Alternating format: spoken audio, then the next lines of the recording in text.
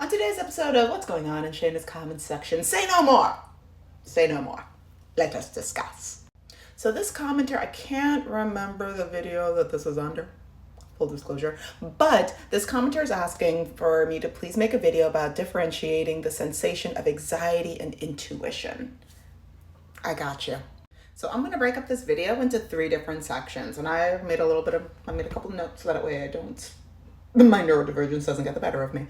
The first part is going to be why it's important to know the difference. The next part is how I personally came to know the difference. And then what is the difference? So before I dive in, hi, for those who are new here, my name is Shayna. I'm a journalist. You can read all of my things on my website. I also talk a lot about decentering men and being child-free. So if any of that sounds like the vibe, please like, share, subscribe, all that stuff. But what a perfect segue. Because when it comes to decentering men, especially if you're still interested in not even just dating, but being in community with them, whether that's work, whether that's your family, whether that a lot of us have to be in community with men regardless. So I think that it's really important, and not just for men. Because I do talk a lot on this channel about, men are public enemy number 1. And you can have individual men that you really like, but the establishment of men gives yikes.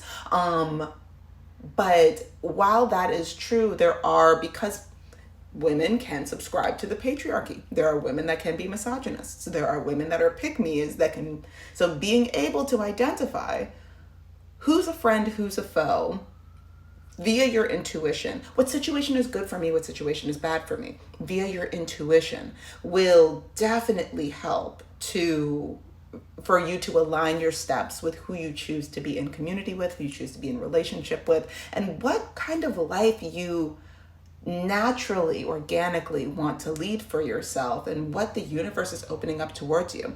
In a sense of intuition, not fear, anxiety, tumultuousness, all of that. So not only is that part of the reason why it's important to be able to know the difference, but also in a world that is consistently trying to gaslight you, as a woman, as a femme, as in a world where you hear all the time that women say, there was just something about him that didn't feel right. There was something about the job that just didn't feel right. There was something about that alley. There was something about that meeting. There was something about that group of friends that just didn't feel right. And I did it anyway. And it's after the I did it anyway that the world falls apart, right? Being able to identify that, but it doesn't feel right, can save you from so much hurt. And not just save you from so much hurt, because I don't like just focusing things on the negative. While it's true that it can save you from a lot of hurt, a lot of trauma, a lot of pain, a lot of therapy bills, that is true. Also, being able to recognize these things, in my personal experience, helps me to better align myself with what peace feels like, what divine blessings feel like. And I say that regardless of whatever your faith is. I believe that there is something out there. There's too many crazy, kooky things for me to believe that there's nothing out there. But whatever the goodness is in the universe, right? By aligning yourself with whatever that intuition feels like for you, helps you to walk down the path of least resistance. Now, how did I come to know the difference? In short, it was a lot of trauma. Now first, massive trigger warning for this part of this section. But if you want the entire thing, if you want to watch it, I'm gonna figure out how to put the video right here. I'm gonna figure out how to put the video right around here somewhere, so that way you guys can click it if you want to listen to the entire thing. And the full trigger warning is in the beginning of that video. But anyway, so a lot of terrible things happened while I was living in Moscow, Russia. I should not have been living in Moscow, Russia, but I was there for school. You can't blame me. I was a baby. Anyway, a lot of terrible things happened while I was there. And as a result of the stress of surviving those things that happened while I was in Moscow, my body went into full shutdown. full shutdown. Now, because of what was happening in Moscow that I was constantly having to escape, I was living in a consistent sense of state of disassociation. I was not connected to my body at all. I was consistently, maybe the essence of me was consistently hovering, maybe like 3 or 4 feet above my body. I was living in a state of an outer body experience for 2 years straight. And it wasn't until I had this wild medical episode that left me paralyzed for, well, they were saying, we don't really know if you're going to be able to walk. Mind you, I was 23 years old. Athlete. We were doing like acrobatics, like Russian level acrobatics. I was a broadswordsman. I was doing all of this stuff, right? Ballet. My teachers were from the Bolshoi. Like I was doing all this stuff. And in less than a year, I was paralyzed. Chest down, couldn't feel a thing, had to relearn how to walk, relearn how to poop, relearn how to do all these things, right? How do you relearn how to poop? The body's a weird thing. Anyway, so in having to get back in touch with my body as my nerve endings were getting turned on again, not only did I have to relearn a new form of sensation in my body in a way that took mindfulness to a whole new degree, I also had so much time because I couldn't walk. It took a full year, a full 12 months for me to be able to figure out, okay, what can or can't I do? Will I ever be able to drive again? Will I ever be able to like walk around New York City unassisted again? It took a full 12 months for me to be able to figure that out. So during that time, there was a lot of time for me to just literally sit with myself and ask myself, how did I get here?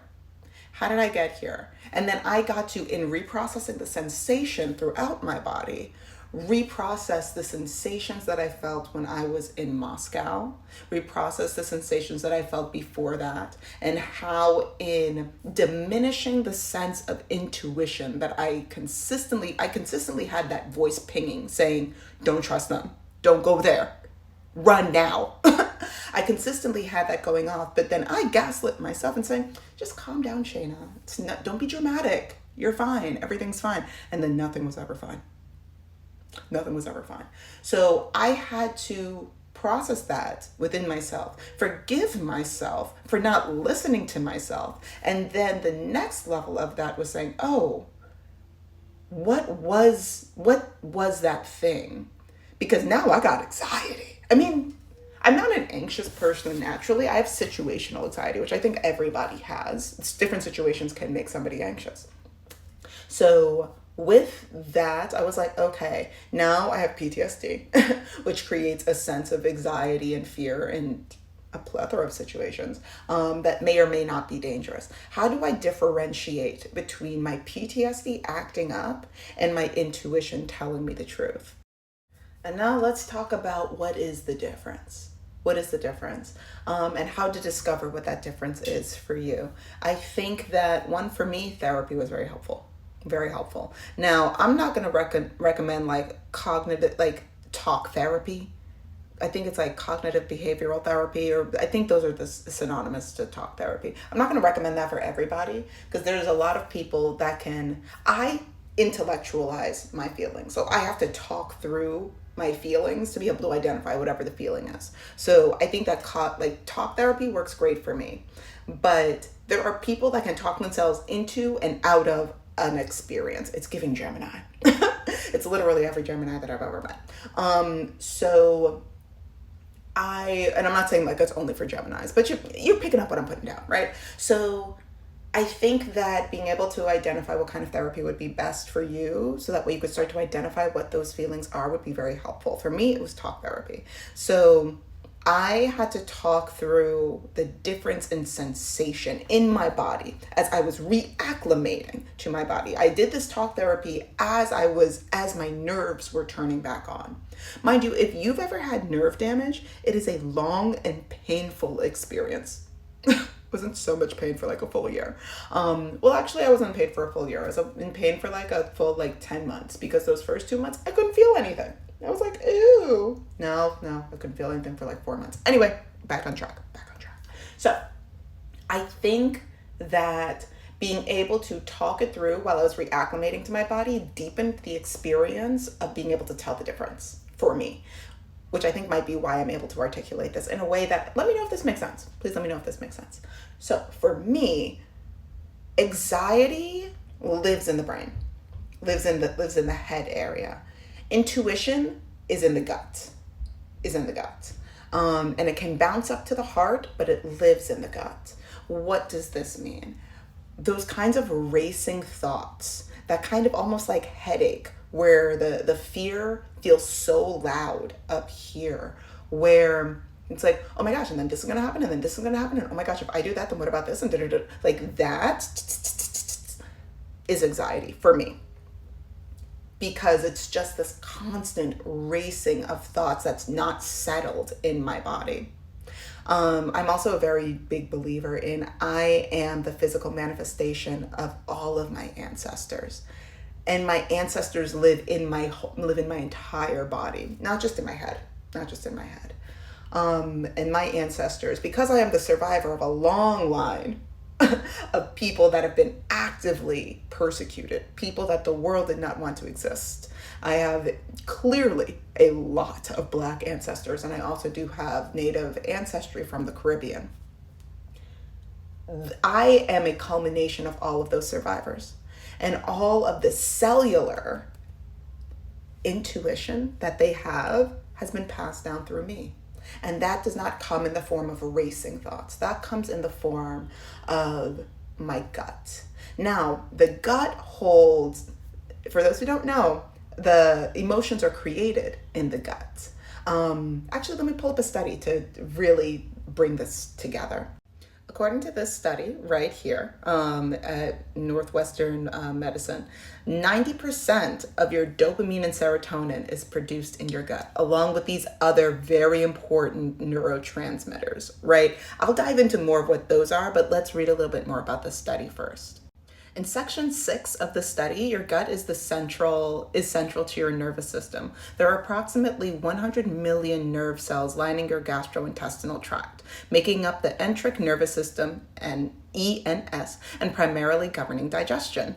Nerves in your gut communicate with the brain in your central nervous system, relaying the health of the gut and the immune system. The NES can also produce neurochemicals like dopamine and serotonin, which impact mood and mental health. New research suggests that there could be a link to memory and thinking skills.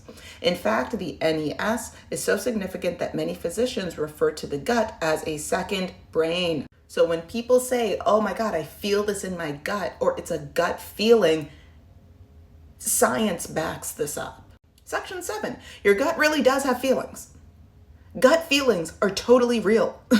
In addition to dopamine and serotonin, 90% of which is produced in the gut releases other major neurotransmitters that are usually associated with the brain, such as glutamate, and I am going to butcher the pronunciations of these, do not mind me, but I'm going to try my best. Glutamate, no, you know what, I'm not even going to try. But I did look up what these neurotransmitters do within the body. First of all, dopamine and serotonin, those are the happy hormones.